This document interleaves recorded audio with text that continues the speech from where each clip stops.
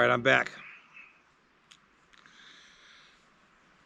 This Tim Talk's I think it's gonna be about grief, but I'm not sure where it's gonna go. The reason I say that is my wife Jean came in yesterday morning and she'd read a headline that really disturbed me. It said that 216 wolves had been killed in 3 days in the state of Wisconsin because they took them off the Endangered Species Act and they let people hunt them. And that is insane to me, folks. That is fundamentally wrong. And I don't know what's wrong with those people in Wisconsin. To kill 200 plus wolves is fundamentally wrong. It's a crime against nature and all life on the earth. It's a sin. It's wrong. And it upset me so much. And they finally stopped the hunt. I don't know if there's any left alive. But can you imagine for a second? These animals were shot mostly just for fun. A very few of them probably grab a cow now and then, or a sheep or a goat from a rancher. And for that, the species gets wiped out after it made a comeback. A little history here. The human being, one of our darker sides is that we don't like competition or perceived competition. And throughout our history, we've killed most predators. We wiped out the California grizzly bear, down to the last one, boom, gone. Wolves used to be through almost all 50 states.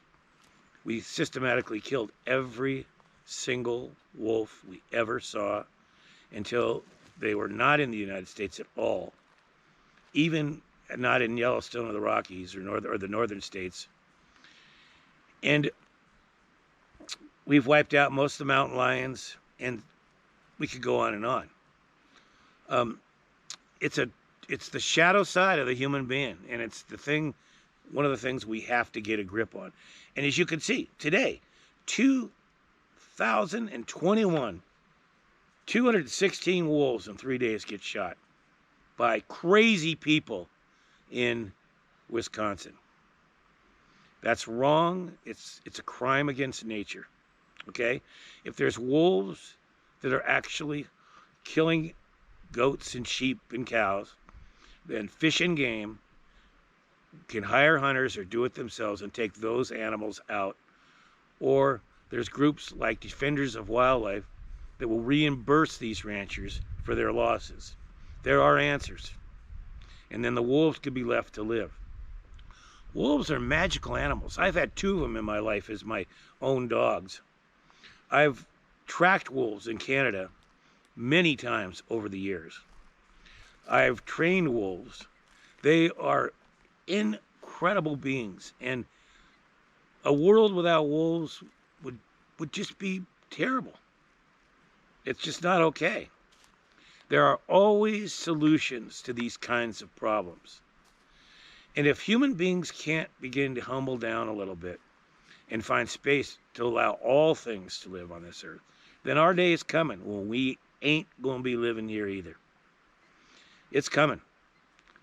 And the fact that we have grown so little that in 3 days we can kill 216 wolves in a state in the United States where we've created the Endangered Species Act, where we've created national parks and wilderness areas and protected animals, is just so sad. Shame on you, Wisconsin.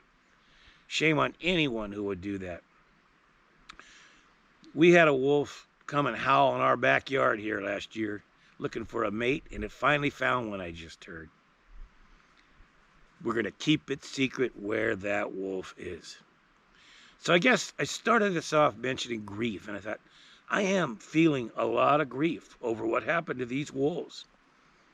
But one thing that comes out of grief sometimes is anger. And I feel righteous anger now too. But when I dig through their anger, I get into the grief. And I think about all the wild animals around the world that are in trouble. A report by the World Wildlife Fund recently came out and said 1 million animals are on the verge of extinction. Did you hear that number? 1 million. All of it could be turned around if we set our minds to it. So it's important to feel the grief of what's happening to our planet and all the beings that live upon it. It's important to study it, let it work its way through our body. It's important to express our anger, but try to keep it in a respectful way. You know, violence, we've talked about on these Tim Talks, doesn't work anymore. Although I admit, I have violence in me, and I could get very violent if I went up there and saw somebody shooting a wolf. I know in my heart of hearts, it just doesn't work. We are a violent species, and we have to start to manage that. It doesn't work. So get involved. Be committed. Get out there and make a difference. Save the remaining wolves. Save the remaining bears. Do what needs to be done. Take an incident like this with the wolves, and there are so many around the world. Let it show you that you're human. Feel your grief. Cry, scream, yell. And then get a plan and get involved and be an earth caretaker. Fight for those who can't speak for themselves. The animals, the trees, the plants. Fight for those who can't speak for themselves. Now, I have this great saying that I put in my book, Growing Up with a Soul Full of Nature. And I think it means so much. And there was this great anthropologist named Margaret Mead. There's a whole wing of the Museum of Natural History in New York dedicated to her. And she wrote very simple but also powerful words. Never doubt that a small group of thoughtful, committed citizens can change the world. Indeed, it's the only thing that ever does. You can look back on all great things that you know of in life that you respect. And they started with one idea, one person. And that person got others involved. And that person kicked some butt and got something done.